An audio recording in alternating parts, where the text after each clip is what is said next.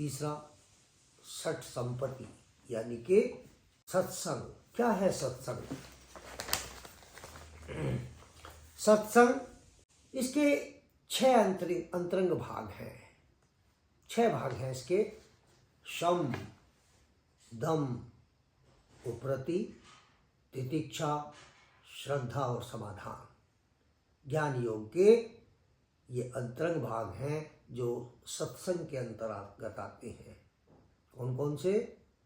शम, दम, उपरति, तितिक्षा, श्रद्धा, समाधान।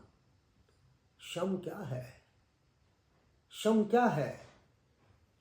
मन का निग्रह, यानी कि अपने मन के ऊपर नियंत्रण कर लेना ही शम है।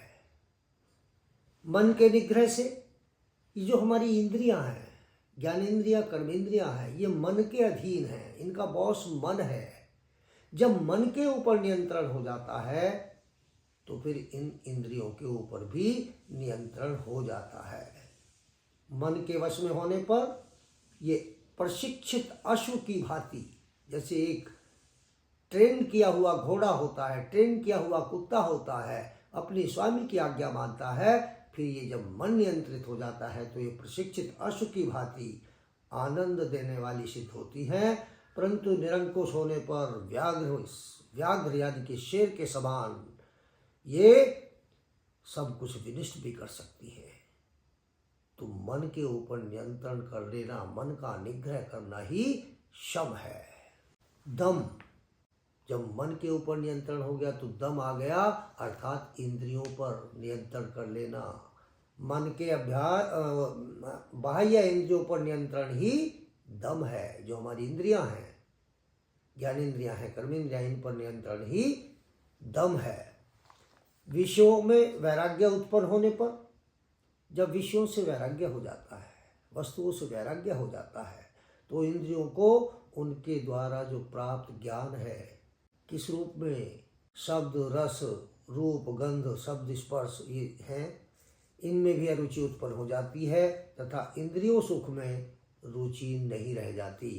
जब मन पर निग्रह हो गया, मन का बाहरी इंद्रियों पर नियंत्रण हो गया, तो ये इंद्रियां अपने अपने विषयों से कट जाती है। इंद्रियों का आहार, हम लोग बहनें व्रत रखती हैं, व्रत रखने पर क्या करती हैं कि जिह्वा पर रोक लगा देती हैं, वो भी कुछ ही वस्तुओं का, कि नमक नहीं खाएंगे, आटा नहीं खाएंगे, बाकी कुछ छोड़ेंगे नहीं।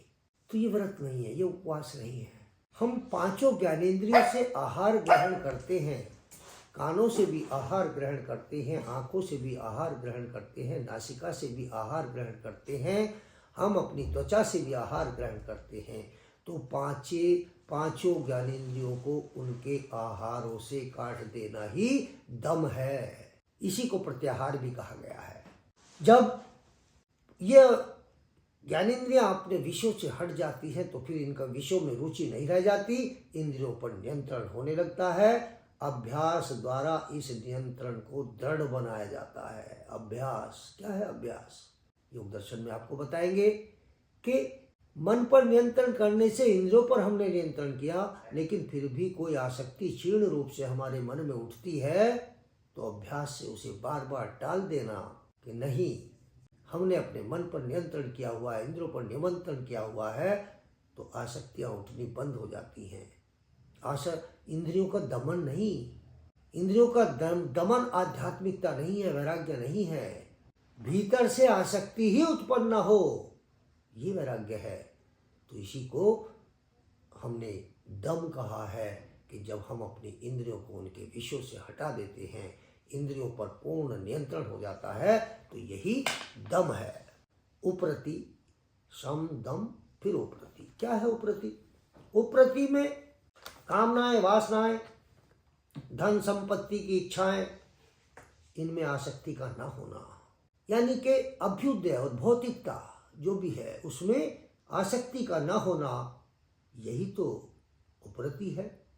आचार्य आदिशंकर, उन्होंने कहा कि विषयों से राग रहित होकर धर्मानुसार जीवन निर्वहन करना ही उपरति है। शास्त्रानुसार जीवन निर्वहन करना ही उपरति है। चित्त को विषय के राग से, यानी कि जो चित्त है जो विषय भोगों में, संसार में डूबा रहता है, संसार के आकर्षण में फंसा रहता है, इसके एक तरफ आत्मा है, एक तरफ संसार है। ये हमेशा संसार मुखी रहता है। संसार के भोगों में, वासनाओं में, कामनाओं में, विलासिताओं में ये चित्त डूबा रहता है। इसको मोड़ करके आत्ममुखी कर देना ही उपरति है। तितिक्षा क्या है? तितिक्षा द्वंद्व सहनम तपः, यानी कि समस्त द्वंद्वों को, समस्त प्रतिकूलताओं को सहन करते हुए अपने लक्ष्य की तरफ बढ़ते जाना, दृढ़ता से उसकी तरफ बढ़ने के लिए तत्पर रहना, यही तितिक्षा है। गर्मी, सर्दी, भूख, प्यास, निंद्रा, आलस, मान अपमान, लाभ हानि, सुख दुख, ये जीवन का भाग है। यही प्रतिकूलताएं हैं, यही द्वंद्व हैं। इन सब को सहन करते हुए अपने लक्ष्य की तरफ बढ़ते रहना ही तितिक्षा है। यही तप भी कहलाता है। श्रद्धा, पांचवा है श्रद्धा। अपने गुरु के प्रति, अपने शास्त्रों के प्रति, अपने धर्म के प्रति, वेदांत के जो दर्शन हैं उनके प्रति पूर्ण निष्ठा, विश्वास होना, पूर्ण निष्ठा और विश्वास होना, यही श्रद्धा है। संदेह रहित, संशय रहित, उन पर कोई संदेह ना हो, कोई संशय ना हो, यही तो श्रद्धा है। संशय युक्त आत्मा हमेशा पतन को प्राप्त होती है। जो सब पर संदेह करता है, मान लिया जैसे हमारे उपनिषद हैं, गीता है, वेद है, बहुत से लोग संदेह करते हैं कि कैसे ईश्वर कैसे लिख सकता है वेद, ऐसे ईश्वर कैसे वेदों की उत्पत्ति कर सकता है। श्री कृष्ण ने जो कहा ये तो संभव ही नहीं है आज के युग में। तो संदेह, संचय करने वाला व्यक्ति हमेशा पतन को प्राप्त होता है। गुरु, आचार्य, वेद, वेदांत, उपनिषद, गुरु, माता, इनके ऊपर कभी संदेह नहीं किया जाता। अर्थात अब इन पर श्रद्धा रखना, इन पर विश्वास रखना, इन पर के प्रति निष्ठा रखना, यही श्रद्धा है। और समाधान क्या है? समाधान वही है कि जो आपका चित्त है, जो आपका मन है, इसके ऊपर पूर्ण नियंत्रण कर लेना। इसे विकारों से, विचारात्मक, भावात्मक तरंगों से, वृत्तियों से, क्लेशों से मुक्त कर देना, निर्मल, पवित्र, पावन कर देना, यही तो समाधान है। जब ऐसा हो जाता है तो आगे की यात्रा तो शम होने लगती है। तो ये जो हमारा चित्त है, ये हमेशा दोषों से, विकारों से, मलों से, विद्रुपताओं से अवेष्टित रहता है। अवेष्टित का अर्थ होता है ढका रहता है। इसके ऊपर अविद्या के, अज्ञान के बादल छाए रहते हैं। इस चित्त को इन सब से मुक्त करके, निर्मल, पवित्र, पावन करके ब्रह्म में लगा देना, अंतर आत्म साक्षात्कार करना ही समाधान है। और कोई समाधान दुखों का नहीं है। अंत में है मुमुक्षुत्व। क्या है मुमुक्षुत्व?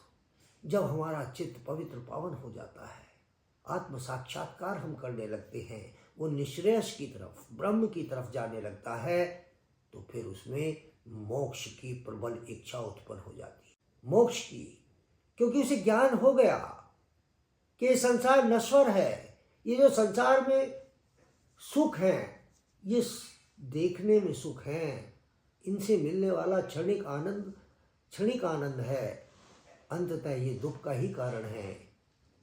सब कुछ ज्ञान हो जाता है। यहाँ तक पहुँचते पहुँचते तो फिर साधक को मोक्ष की इच्छा होने लगती है। तो मोक्ष की प्रबल इच्छा का नाम ही मुमुक्षुत्व है।